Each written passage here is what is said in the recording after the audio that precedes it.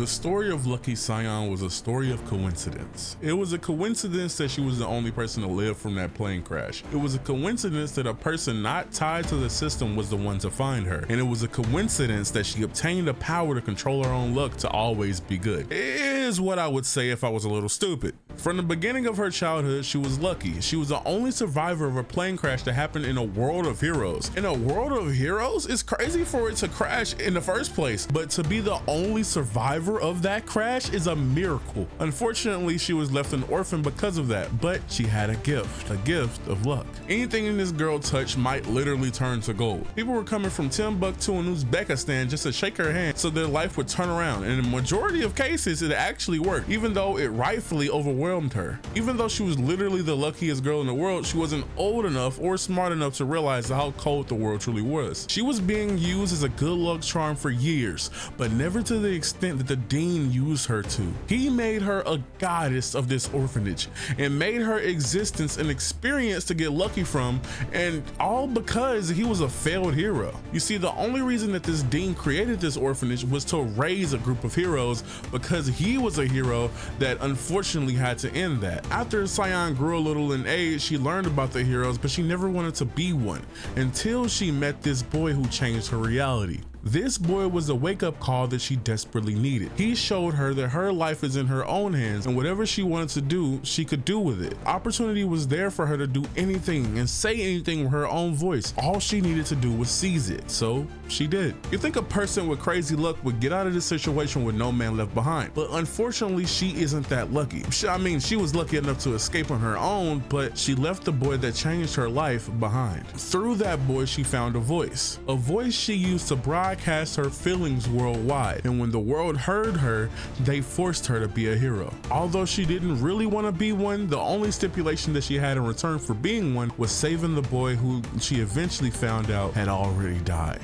She came back to the orphanage to check if that was actually true, only for the dean to say that she left that place in ruin. When she left, the whole orphanage turned upside down, and it was all her fault. If she had never left, she could have stayed the maiden of that orphanage, but instead she became a hero and ruined everything for everyone. Lives were ruined, choices that shouldn't have been made were made, and every lucky thing that ever happened to Cyan meant that an unlucky thing happened to somebody somewhere else. But even with all that doubt and fear in the air, Cyan never gave up hope. There was a voice message that proved her innocence only a select few knew about, so she went back to the orphanage and to the dean to go find it, only to find that some people had become amalgamations of fear, and just to fight them all, she reached the dean who had become a monster, and who even blamed that on her. And even though that may be heartbreaking, nothing was as heartbreaking as her finally beating that dean just to go against the boy that had changed everything for her. The boy who had found out the same plane that she was the only survivor of had been the same plane to take his parents away. Personally, I feel as though her parents also died in that plane crash, so it's kind of crazy that he's blaming the plane crash on her as if she had anything to do with it at all.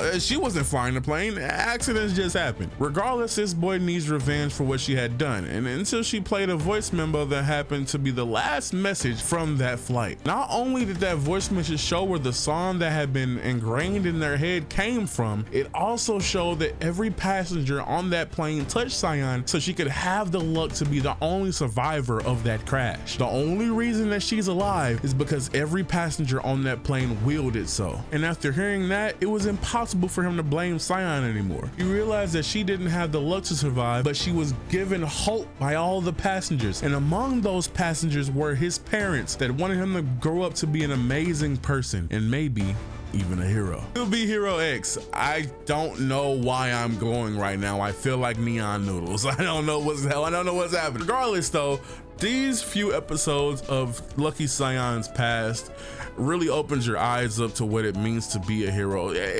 I mean, the first two heroes that we've seen in Nice and Iso really, like, it makes you step back a little bit because you don't really like, it feels like you don't really fathom what you're looking at. Maybe just me. Maybe I'm throwing my conclusions onto you guys, but I feel like sometimes I can look at what I'm looking at and say, bro, I don't understand it, you know? And a lot of the time I'm doing that, either because I'm confused or either because I don't understand what's going on.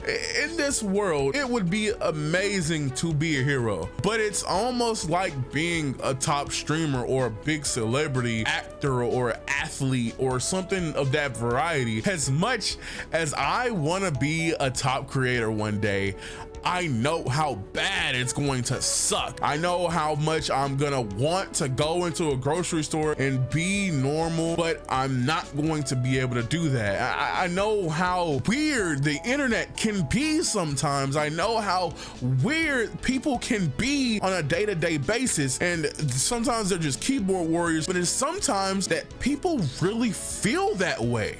It's sometimes that people really feel like you are a dirt in the sand, bro. You don't deserve the things that you were given because they just feel that way. And maybe it's true sometimes. Maybe you're a weirdo, and sometimes, more often than not, it's not true. What I'm trying to say is the world of heroes is very similar to that. It feels like every celebrity is either doing something with the power to like better their own life and make their fans' lives a bit better, I guess.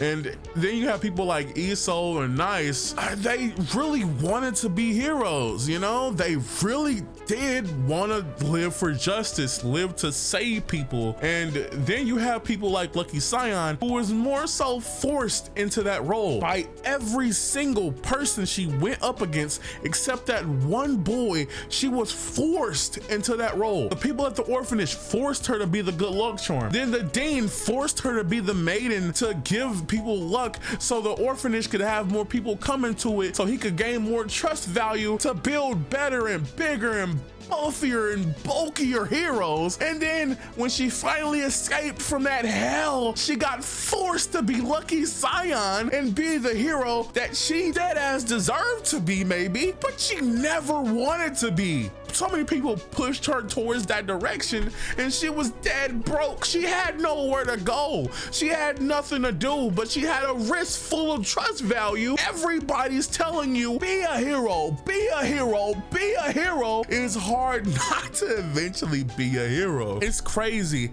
It's crazy how we can see so many different ways that people become a hero. With Nice, it was this unfortunate thing happened. You look like this guy. He already has a crazy trust value. Become him. And then Itznoodlz, his story with him having no trust value. I mean, Itznoodlz's whole story is stupid to me. And not because the story and the plot is stupid, it's just the decisions that he made that just, when I take a step back and look at what's going on, I just can't help but judge Itznoodlz and everything that he did. But in Lucky Cyan's story, she was forced to be somebody she was not at every single turn until she just gave up and said, you know what? This probably is who I was meant to be. And then she crushed it. You know, she's a singer who does amazing things, and she has all these bad things said about her, all these things that people say and do, and maybe they mean and maybe they don't, and they're just harboring fear and doubt. But in reality, she deserved not the bad things that happened to her, but she deserved, you know, some good. Her story started off with her in a plane crash. How can you not feel for how can you not feel for somebody like that? And the directors of this show also, or the mangaka or whatever, also feel the same way, because she's the only person with a good ending. I know we've only seen 3 heroes. I'm just saying she's the only one that looked like to have a good, or good ending. And I find that kind of crazy. You know, I'm not so sure that this is the last thing we're gonna see of Lucky Cyan. And if it is not, then I will be back here next week talking about her again. But I just find everything to do with her to be insanity. But I won't talk too much more. If you guys enjoyed this video, make sure you hit the subscribe button, that like button, and hit the little bell to show me some extra love. And other than that, I have nothing else to say, but leave down in the comments, how do you feel about the hero of Lucky Cyan? Do you feel like everything that happened with her was a coincidence until it wasn't? Or do you feel like, you know, she deserved to be a hero? She was meant to be a hero. Would you have also told her to be a hero? You know, things of that nature. And other than that, I have nothing else to say, but thank you for watching this video. Peace. Neon noodles in the building. Till you die.